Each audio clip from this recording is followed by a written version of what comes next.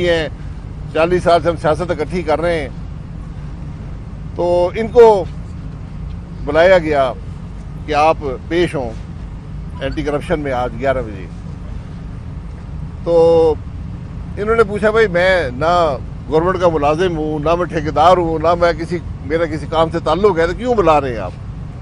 انہوں نے مجھے بتایا، تو میں نے کہا یار مجھے بلایا ہوگا کیونکہ عوام کو نمائندہ تو ہم پبلک ریپرزنٹیٹو کو بلا سکتے ہیں، تو ہم آج آ گئے یہاں پہ۔ پوچھا ہے کہ کیا بات ہے، تو ایک سادے سے کاغذ میں لکھا ہوا ہے کہ جی آپ نے کوئی 2 سڑکیں بنی ہیں، تو جو ٹھیکیدار کو من پسند ٹھیکیدار کو آپ نے ایوارڈ کی ہیں۔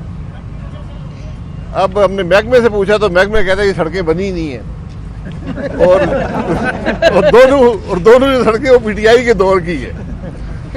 تو میں نے کہا پی ٹی آئی والے M N A M P کو بلا کے پوچھ لیں کہ وہ کیا ہوا ہے۔ بہرحال یہ تماشے ہمیں پچھلے 20-25 سال سے بھگت رہے ہیں، تو آپ بھی بھگت رہیں گے، لیکن سوال یہ پیدا ہوتا ہے کہ الیکشن کے دوران یہ کام کیوں کیے جاتے ہیں؟ اور یہ ملک کی بدنصیبی ہے کہ آج اس ملک کے election NAB, anti corruption department, police, یہ آج الیکشن لڑ رہے ہیں۔ یہ بدنصیبی ہے۔ الیکشن جس ملک کا متنازع ہو جائے ملک کبھی آگے ترقی نہیں کر سکتا، اس بات کا ہمیں احساس ہونا چاہیے۔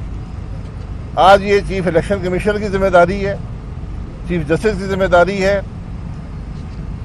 اس ملک کے وزیر اعظم کی ذمہ داری ہے جو کیئر ٹیکر ہیں کہ الیکشنز کو غیر متنازع بنائیں، ورنہ میں آپ کو حقیقت سے کہتا ہوں مجھے بڑا دکھ ہوتا ہے یہ حالات دیکھ کر۔ میں خود الیکشن نہیں لڑ رہا، اور ہر گزرتے دن کے ساتھ میں زیادہ مطمئن ہوتا ہوں کہ جو میں نے فیصلہ کیا تھا وہ درست فیصلہ تھا، کہ ایسے الیکشن کا جو ملک کو انتشار اور خرابی کے علاوہ کچھ نہیں دے گا، کم از کم اس برائی کے اندر میں نے حصہ نہیں ڈالا۔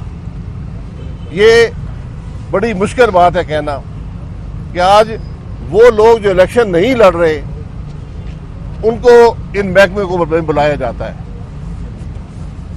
تو جو لوگ الیکشن لڑ رہے ہیں ان کا کیا حال ہوگا یہ آپ مجھ سے بہتر جانتے ہیں۔ یہ بدنصیبی ہے ملک کی کہ ہمیں الیکشن جو ایک مقدس آئینی فریضہ ہے جس کو کروانا حاکم وقت کی، ارباب اختیار کی ذمہ داری ہے کہ غیر سے غیر متنازع ہوں، وہ الیکشن جو ملک میں ترقی یا زوال کا باعث بنتا ہے، ہمیں اس الیکشن کی اگر تقدس کی پرواہ نہیں ہوگی تو ہمارا ملک نہیں چلے گا۔ یہ بات کا احساس ہم سب کو ہونا چاہیے۔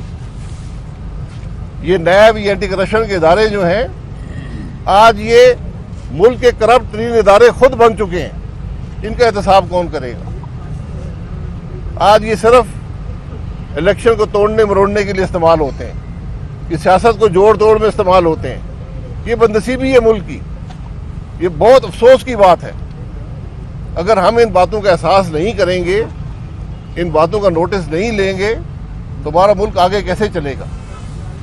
آج لوگ پوچھتے ہیں کہ ہمارے دنیا ترقی کر رہی ہے، پاکستان کیوں زوال میں ہے؟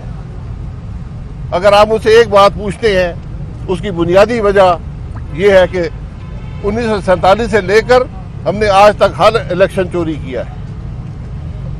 جس ملک میں عوام کی رائے کا احترام نہیں ہوگا وہ ملک ترقی نہیں کرے گا۔ یہ بنیادی بات اگر ہمیں سمجھ نہیں آئے گی، آج یہ نوٹس دے کر بلانا، دباؤ سے ووٹ لینا، یہ کوئی سیاست نہیں ہے۔ اس سیاست کو ہم رد نہیں کریں گے تو پھر ملک آگے نہیں چلے گا۔ یہ بنیادی بات جی۔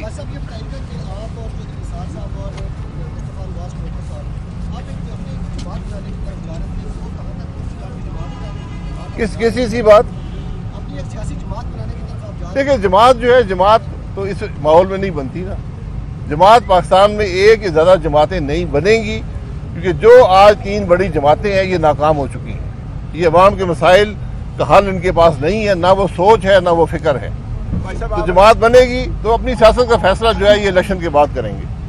آپ الیکشن بھی نہیں لڑ رہے، پھر بھی اینٹی کرپشن نے آپ کو بنا لیا۔ میرا بھی یہی سوال ہے نا، میں تو کہہ رہا ہوں وہ غریب جو لڑ رہے ہیں ان کا کیا حال ہوگا؟ غازی صاحب آپ کو تو بلوایا نہیں گیا۔ آپ کے آنے سے پہلے میں نے لاہور میں بھی اور یہاں پہ بھی جو ذمہ داران ہیں ان سے پوچھا، انہوں نے کہا خاقان عباسی صاحب، شاید خاقان عباسی صاحب آزاد شہری ہیں، آپ نے انہیں طلب نہیں کیا. ویسے وہ آنا چاہیں تو 100 دفعہ آئے. جی میں آیا ہوں نا, کیونکہ جو میرے بھائی ہیں جو پبلک آفس ہولڈر نہیں ہیں ان کو طلب کرنے کا مقصد یہ ہے کہ مجھے طلب کیا گیا ہے. عباسی صاحب جو عوام کا نمائندہ ہوتا ہے, میرا سوال یہ ہے کہ کیوں طلب کیا گیا ہے. آپ نے کہا کہ جو موجودہ حالات ہیں, جو حالات بنا دیے گئے ہیں, متنازع ہو گئے ہیں, الیکشن متنازع ہو رہے ہیں, آپ کہہ رہے ہیں کہ ابھی بھی کوئی گنجائش باقی ہے یہ صورتحال بہتر کرنے میں, یا پانی سروں سے گزر چکا ہے؟ دیکھیں آج بھی وقت ہے کہ اس الیکشن کو غیر متنازع بنائیں. الیکشن کا عمل نہ صرف غیر متنازع ہونا چاہیے بلکہ غیر متنازع نظر بھی آنا چاہیے. جس طرح انصاف نہ صرف ہوتا ہے نظر بھی آنا چاہیے. الیکشن میں آپ کسی شخص سے باہر سوال کر لیں, ہر شخص سب سے پہلا سوال یہ کرے گا الیکشن ہو رہے, آج 2 ہفتے رہ گئے, آج کوئی کیمپین نظر آتی ہے آپ کو؟ میں نے 10 الیکشن لڑے ہیں. 2 ہفتے پہلے کیمپین عروج پر ہوتی تھی, عوام میں جوش و خروش ہوتا تھا. آج عوام اس الیکشن کے پروسیس سے, اس الیکشن کے ماحول سے مایوس ہیں.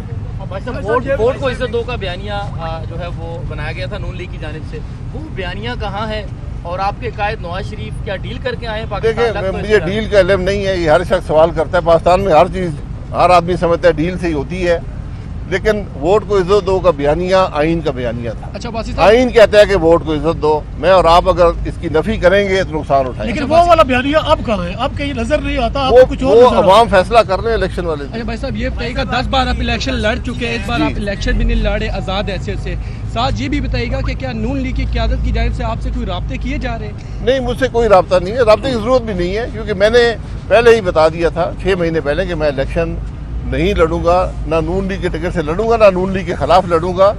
کیونکہ نون لیگ اس حلقے میں بھی اور شاید ملک کے اندر بھی اس کو بنانے میں میرا تھوڑا بہت حصہ ہے. آپ کے حلقے میں اینٹی کرپشن کے کوئی بڑے تو ان کا رشتہ دار عزیز تو نہیں کھڑا کہ ان کے لیے آپ کو بلا لیا گیا ہے؟ سارے اینٹی کرپشن کے عزیز ہے جی. خان صاحب یہ بتائیے گا کہ 9 مئی کا جو واقعہ ہوا تو اس کے بعد ایک سیاسی جماعت کے خلاف جو ہے کہ گھیرا تنگ کیا جا رہا ہے. جو 9 مئی کا واقعہ ہوا, اگر اس طرح کے واقعہ کسی بھی سیاسی جماعت کی طرف سے اگر ہوتا تو کیا اس کو لیول پلینگ فیلڈ دی جانی چاہیے تھی, یا اس طرح جو مقدمات جو کیے گئے ہیں کیا وہ صحیح ہیں یا نہیں ہے, یا ان کو لیول پلینگ فیلڈ دینی چاہیے اس صورت میں؟ دیکھیں